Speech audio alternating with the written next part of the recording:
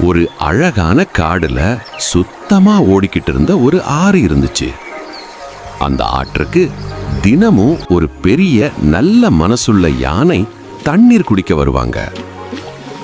ஆனா அதே ஆற்றுல ஒரு சதிகார முதலை ஒளிஞ்சு வாழ்ந்துகிட்டு இருந்துச்சு.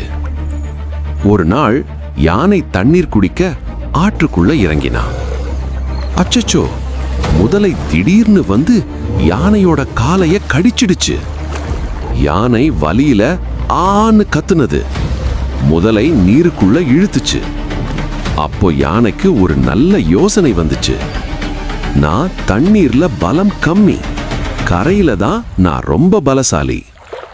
உடனே யானை முழு சக்தியோட கரையை நோக்கி இழுத்துச்சு. சில வினாடிகளில் முதலை தோற்றுச்சு. யானை பாதுகாப்பா கரைக்கு வந்துச்சு. நம்ம வலிமை இருக்கிற இடத்துல அறிவோட செயல்பட்டா எந்த ஆபத்தையும் ஜெயிக்கலாம்.